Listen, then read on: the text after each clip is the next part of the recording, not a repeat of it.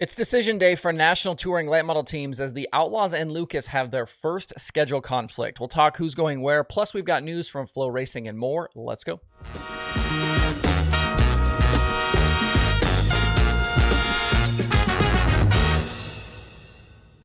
It's Thursday, May 4th. I'm Justin Fiedler. This is Dirt Tracker Daily. Tonight we'll kick off busy weekends for both the Lucas Oil Late Model Dirt Series and the World of Outlaws Late Model Series. The Outlaws are Mississippi Thunder in Wisconsin for 3 straight nights, culminating in a 50,000 to win race on Saturday night. And Lucas has races coming up at Atomic tonight, Ponderosa on Friday, and Florence on Saturday. It's been nearly 3 full months since Lucas last raced. That was on February 10th at East Bay.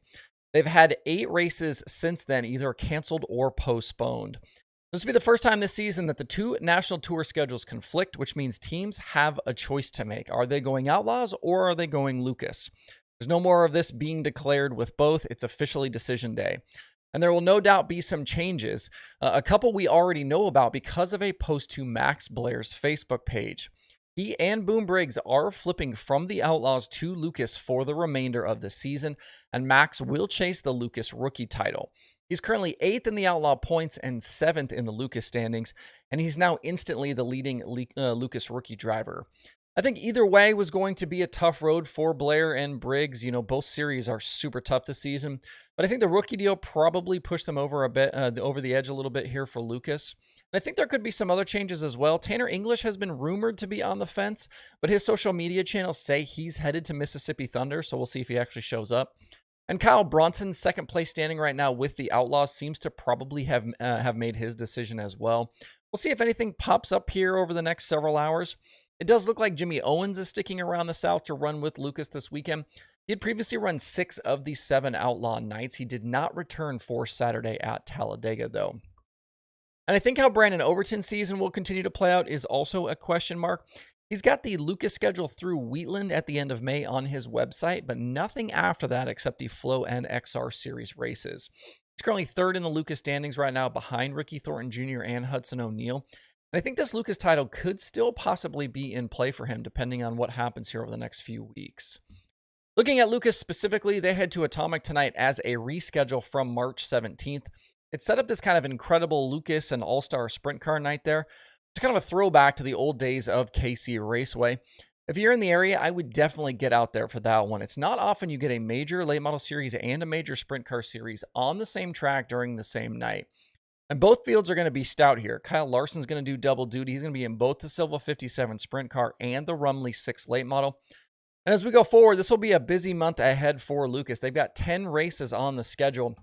Teams are trying to position themselves right now for that first championship chase cut that happens during the Show Me 100 weekend at the end of May. 15 drivers will be in after that first cut. Right now, names like Spencer Hughes, Garrett Alberson, and Garrett Smith are all outside of that cut line. All of those guys trying to get into that cut line. If you can't get to Atomic tonight, this is one of those races that will be live on FloRacing.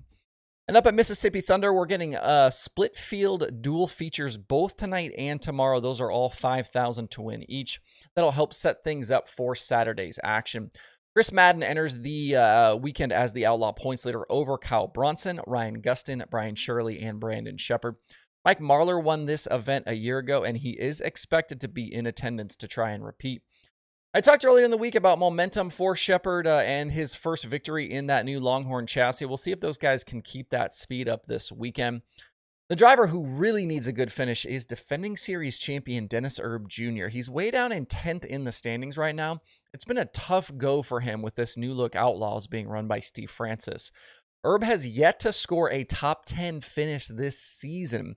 It was 19th last time out at Talladega. Erb finished, just for some reference, Erb finished in the top 10 81% of the time in 2022, and he had 4 wins. But his average feature finish through the first 7 Outlaw shows this season is a dismal 15th. Tonight's racing can be watched live on Dirt Vision if you cannot be there. We've been waiting all year for the Flo documentary series Dirt about Kyle Larson to finally get rolling. And news came yesterday that we finally have a premiere date. The first episode was shown during the Wild West Shootout way back in January, with the promise that we would get the rest starting in the spring, and then supposedly specifically April.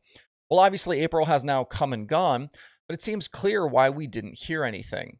The 5-part series will debut May 16th on Fox Sports 1 at 7 p.m. Eastern, and then run each of the next 4 weeks in that same time slot after that. Episodes will then be available on FloRacing the next day. So you're going to get the first one on Fox Sports 1 on May 16th. You can watch it on Flo on May 17th. I'm just speculating here, but this feels like this thing was either taken over by the NASCAR media folks or sold late or something like that. The series is now sponsored by NOS Energy Drink, and there was no mention before of a TV package or Fox Sports involvement. So I think, something definitely changed here. Late in the going, we've now added a sponsor and changed the show's distribution. It's a good thing that dirt racing will get some more traditional media coverage on cable TV, but don't expect this to be some sort of catalyst for more coverage. The World of Outlaws do have a doc-type show coming up this Sunday on the main CBS network, starting at 1:30 p.m. Eastern. But this is part of their usual kind of tape-delayed race package with the CBS Sports Network. And those CBS SN deals have been in the past something WRG had to pay for, unlike other big sports organizations that get paid for races and games. You can see the full TV schedule for the Dirt Series and their press release over at FloRacing.com. It was yet another fun Wednesday at Millbridge Speedway last night here near Charlotte. It turned into a familiar Cannon McIntosh sweep of the two micro divisions. Cannon has been on just an absolute tear this season. The winged feature was really tight, though, at the end. McIntosh needed a final corner pass of Tulsa Shootout winner TJ Smith to take the victory. I tweeted about this morning.